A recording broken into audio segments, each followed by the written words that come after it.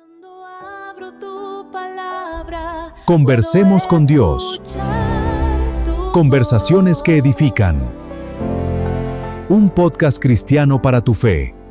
y así Estaremos explorando un maravilloso conocer tu estudio. amor. La esencia de la vida y el testimonio de los cristianos.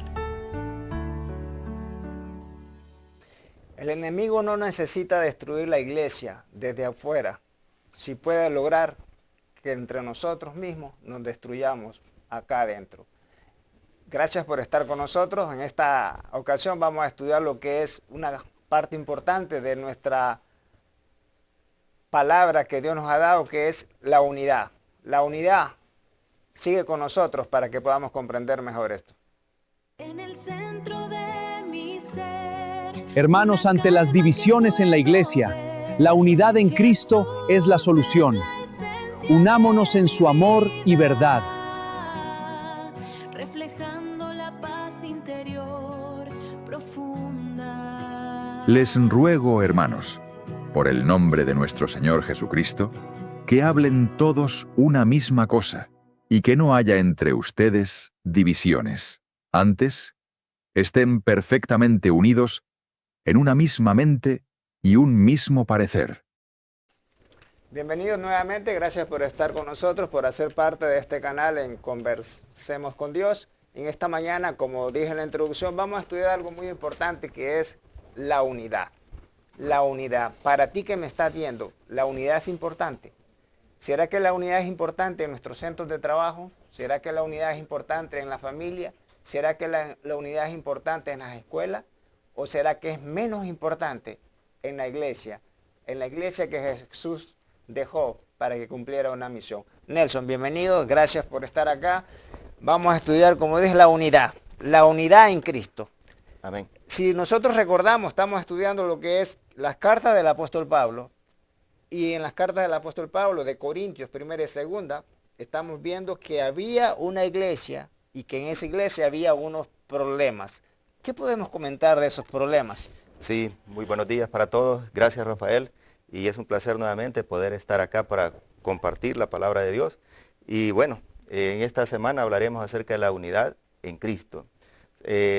Pablo, al igual que, digamos, la iglesia antigua, al igual que la iglesia en estos días, quizás tenían los mismos problemas. Habían problemas habían divisiones. Se habían formado ciertos grupos, los cuales estaban yendo por otro camino que no era el propósito por lo cual Cristo vino a este mundo, que es mantener la unidad en Cristo. La unidad, ¿verdad? ¿Cuán importante es la unidad? Y la lección de esta semana nos está hablando de la unidad en Cristo. Y como tú decías, había disensiones, había divisiones, había problemas. Y Satanás sabe muy bien que ese es uno de los métodos más eficaces que él tiene para destruirnos como iglesia. Una iglesia dividida es una iglesia que va para la destrucción. Exacto. Y si nosotros recordamos, Jesús en San Juan capítulo 17 habló de la unidad y él rogaba al Padre para que ese pueblo ese sean uno, ese, como tú y yo, porque si no, el mundo no va a creer. Entonces estamos entrando a la iglesia de Corintios, una iglesia que tenía muchos problemas como la iglesia de nosotros hoy en día, porque los seres humanos seguimos siendo los mismos problemas, pero veamos cómo Pablo puede darle una solución a esto, cómo Pablo puede darle la medicina a la enfermedad que está pasando, que es las desuniones y no la unidad. Ya, aquí vemos, y quizás no es los problemas que sucedían en los tiempos de Pablo no son ajenos a lo que sucede hoy en día. Claro. Porque muchas veces nosotros los seres humanos tendemos a seguir hombres, a seguir un líder, y era lo que estaba pasando. O sea, por eso Pablo tiene que decirles, bueno, ¿qué es lo que pasa acá? ¿Por qué unos dicen, no, yo soy de Apolo, yo soy de Pedro, yo soy de Pablo? Pero Pablo les pregunta, ¿acaso Pablo ha muerto por ustedes? ¿Quién es el que murió por el ser humano? ¿En nombre de quién fueron bautizados? ¿En el nombre de quién? Dice Pablo, por la gracia de Dios yo no he bautizado a nadie, solamente él menciona a 2 personas que él había bautizado. Y entonces, no sé si se te hace algo familiar en los días que nosotros vivimos. O sea, ¿y te has preguntado alguna vez, por qué será que existe tanta iglesia, tantas religiones? ¿Será porque, digamos, pero todos dicen seguir a Cristo? Pero entonces, si todos decimos seguir a Cristo, entonces, ¿por qué hay tanta división? ¿Por qué tantos grupos? ¿Por qué tantas iglesias? Es una pregunta muy interesante, porque ¿cuántas denominaciones cristianas no hay hoy? Hay miles de denominaciones cristianas, pero solamente hay una Biblia. Exacto. Solamente hay un Jesús. ¿Y por qué tantas entonces? Entonces, ahí pues Pablo nos da, digamos, la respuesta, ¿no? A través de lo que el Espíritu Santo le inspiró. Pablo le hace la pregunta a ellos, hay sectarismo, hay división de grupos, como en aquel tiempo, hoy en día igual. Pero Pablo les da a ellos la medicina, les dice, ¿quién murió? O sea, en otras palabras, si Jesús fue el que murió, Jesús tiene que ser el líder al que yo siga. Hoy en día, como tú dices, podemos nosotros estar siguiendo a alguien en las redes sociales. Ah, es que me gusta cómo este predicador predica, cómo este ministro predica, cómo este pastor enseña. Y entonces el otro, como no es como a mí me gusta, lo hago a un lado y lo veo de menos, y el que sigue al otro lo veo de menos. O sea, todo esto del nivel más alto hasta el nivel más bajo. Podemos verlo desde lo más alto hasta lo más bajo en los diferentes grupos donde nosotros nos relacionamos. Igual en la iglesia, ¿me entiendes? Este grupito es el que piensa como yo, y este no, entonces lo aíslo, ¿no? Pero eso pasa cuando Jesús deja de ser el centro. El centro. Exacto. Y entonces Pablo también detecta otros problemas y dice, he visto que entre ustedes hay ¿qué? Peleas, hay contiendas, hay disensiones. También habían problemas dentro de la iglesia en los tiempos de Pablo. Y él les dice también que hasta cierto punto hace falta madurez espiritual. O sea, les dice, bueno, no puedo hablarles como personas adultas en la fe. Tengo que hablarles como niños. O sea, en vez de darles alimento sólido, les he tenido que dar leche. O sea, Pablo dice, no he visto crecimiento en ustedes. Yo debería estarle dando alimento sólido, no leche. O sea, hoy en día eso nos da un mensaje a nosotros. O sea, a mí, a ti, que tienes tal vez años en la iglesia. ¿Será que todavía nosotros estamos comiendo lechita, tomando lechita en vez de algo sólido? ¿Será que mi situación es diferente o la misma de la iglesia de Pablo en ese tiempo?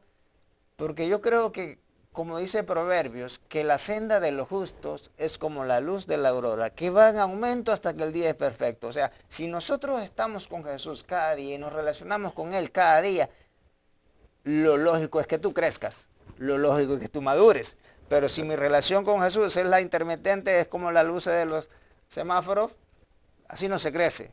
Pero con Jesús cada día, yo creo que nosotros nos vamos a ir pareciendo más a Jesús y vamos a ir teniendo esa sabiduría y ese conocimiento.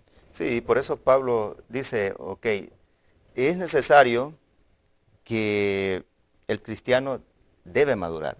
O sea, y también, bueno, como se está hablando en esta lección acerca de la unidad, entonces quiere decir que para que haya unidad, todos tenemos que pensar igual, todos tenemos que actuar iguales, todos tenemos que actuar de la misma manera. A eso es lo que Pablo se refiere cuando les habla a los corintios. A veces eso es lo que nosotros hacemos, a veces es lo que nosotros queremos, pero no es eso, porque eso se le llama uniformidad en vez de unidad, y eso es lo que la gente de afuera hace, eso es lo que se hace en el ejército, ¿no? Tú tienes que actuar así, si no vas castigado, ¿no? Pero Pablo, por eso en el mismo versículo, si tú ves el mismo versículo de memoria, él hablando de eso dice, les ruego, hermanos, por el nombre del Señor, nuestro Señor Jesucristo, que habléis todos una misma cosa y que no haya entre ustedes divisiones, antes estén perfectamente unidos en una misma mente y un mismo parecer. Me gusta la primera palabra que dice, les ruego. O sea, la unidad comienza con rogar, la unidad comienza en el carácter de amor de Jesús. Les ruego, hermanos, por el nombre de Jesús, o sea, por su carácter, por su amor. La unidad comienza presentando a Jesús. Sin eso no hay unidad, lo que podría haber es uniformidad y no va a funcionar la uniformidad en cuanto a la misión que nosotros tenemos como pueblo de Dios. Ok, también Pablo menciona algo aquí cuando él dice la mente de Cristo. que nosotros, el cristiano, tiene que tener la mente de Cristo.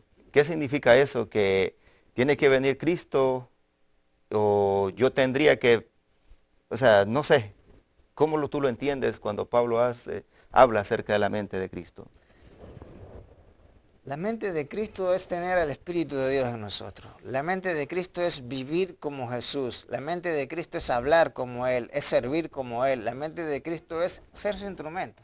O sea, ya no vive Rafael, vive Jesús en Rafael. Y cuando Jesús vive en Rafael, las cosas cambian. En el hogar cambia, en el trabajo cambia y en la iglesia va a cambiar. Entonces vamos a ir todo a la unidad.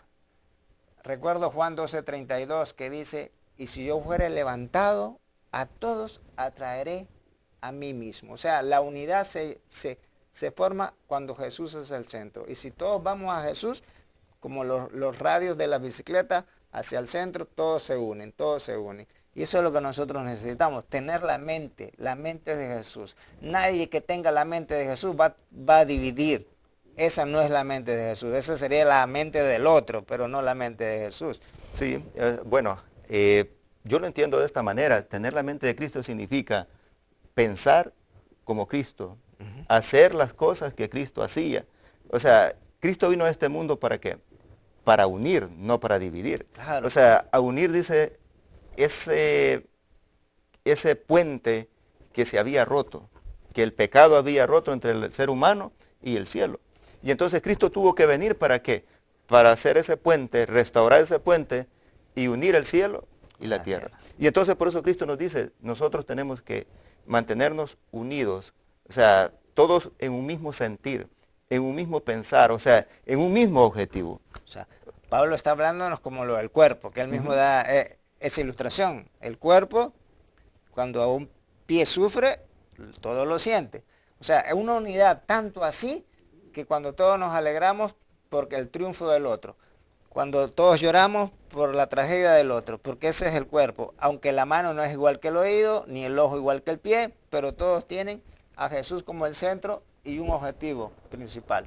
Sí, y ¿será que en una iglesia donde existen rencillas, donde existe pleito, donde existe orgullo, podrá haber unidad?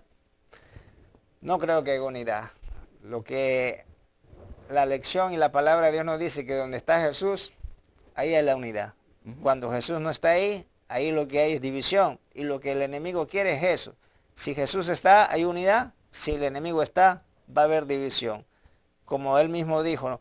Jesús dijo, un reino dividido No prevalece. no prevalece, no prevalece. Ahora, lo que tú decías es algo interesante, porque a mi mente viene de que muchas veces nosotros podemos pensar que tener la mente de Cristo es que yo venga a la iglesia, tener la mente de Cristo es que yo guarde el sábado, tener la mente de Cristo es que yo ande predicando.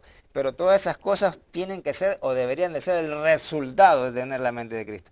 Porque podemos hacer todas esas cosas sin tener la mente de Cristo. Pero lo que Dios quiere es que nosotros tengamos a Jesús en nuestra vida y lo demás va a venir como la unidad. Exacto.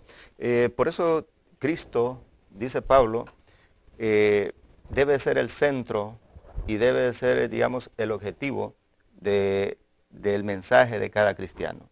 O sea, seguir el ejemplo de Cristo, no el ejemplo de un líder, no el ejemplo de ningún ser humano, y tratar de imitar a Cristo, porque Pablo dice, sé imitadores de mí, como yo soy imitador de Cristo. Aunque Pablo, o sea, muchos lo admiraban, porque era un líder. Claro. Entonces, igual quizás nosotros en la iglesia tenemos líderes, digamos pastores, o quizás un anciano, al cual podemos admirar, pero no significa que nosotros vamos a seguir y hacer todo lo que este hombre nos dice, sino que nuestro, digamos, principal líder tiene que ser Jesucristo. Y cuando nosotros pensemos y actuemos de la manera en que Cristo actuó, en la iglesia yo creo que no habrá peleas, no habrán contiendas, sino que todos, aunque tengamos diferentes maneras de pensar, pero todos iremos con el mismo objetivo, que es que seguir al líder máximo, que es Cristo Jesús. El apóstol Pablo decía, como tú lo dijiste, sed imitadores de mí como yo de Cristo. O sea, mi liderazgo que lleve a la gente a Jesús. Si mi liderazgo no está llevando a la gente a Jesús, no es el liderazgo que la gente debería seguir. Y tú, mi querido amigo, mi querida hermana, ¿a quién estás siguiendo? ¿Será que sigues a un líder que te presenta a Jesús? ¿O será que es un líder que quiere él presentarse y que lo sigas a él y no a Jesús? Debemos de tener mucho cuidado. Por eso el apóstol Pablo hace la pregunta: ¿será que fue Cefas el que fue crucificado? ¿Será que fue Apolos? Es Jesús. Jesús tiene que ser nuestro líder, mi querido amigo y amiga. Entonces, mi querido Nelson, ¿cómo nos ayuda esto hoy a nosotros? Hoy en el 2026, con una iglesia que está esperando a Jesús y el enemigo sigue tratando de desunirla, sigue tratando de dividirla. ¿Cómo nosotros podemos evitar caer en una situación así? ¿Dónde está el remedio? ¿Dónde está la solución? Bueno, la solución, Pablo dice que tenemos que seguir al líder máximo que es Cristo Jesús. Si nosotros actuamos de la misma manera de Cristo, la humildad. Cristo dice que vino a este mundo, aunque era Dios, se humilló. Y es lo que muchas veces nosotros tenemos que hacer también. Dejar el orgullo a un lado y humillarnos. Y de esa manera tratar de mantener la unidad en la iglesia, en los hogares y donde quiera que nosotros andemos. Hay un pasaje que me gustaría leer y es 2 de Corintios capítulo 5. Me gustaría que vayamos allá. 2 de Corintios capítulo 5. Son pasajes que nosotros conocemos mucho. Y dice el versículo 14. Porque el amor de Cristo nos constriñe, pensando esto, que si uno murió por todos, luego todos murieron, y por todos murió, para que los que vivan ya no vivan para sí, sino para aquel que murió y resucitó por ellos. Y luego saltamos al versículo 17 que todos conocemos, que dice: de modo que si alguno está en Cristo, nueva criatura es. Las cosas viejas pasaron y aquí todas son hechas nuevas. O sea, cuando Jesús está en mi vida, yo soy una nueva criatura. Ya no busco ser yo el centro, ya no buscas ser tú la estrella, sino que la estrella es Jesús. Y si Jesús es el centro y si Jesús es la estrella, nosotros ya no vamos a pelear nosotros por tener un cargo, por tener una plataforma muy alta para que nos vean, sino que vamos a levantar a aquel que es realmente el que necesita ser levantado, y así como iglesia nosotros vamos a ir creciendo en la unidad. Mi querido amigo, gracias por haber estado con nosotros. Te invitamos a que puedas compartir esto, si ha sido una bendición para ti. Los esperamos en la próxima oportunidad. Bendiciones. No olvides, en Conversemos con Dios, estudios que transforman tus días.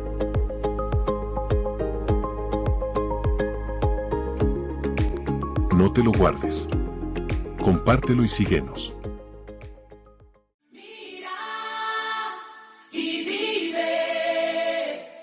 En Jesús.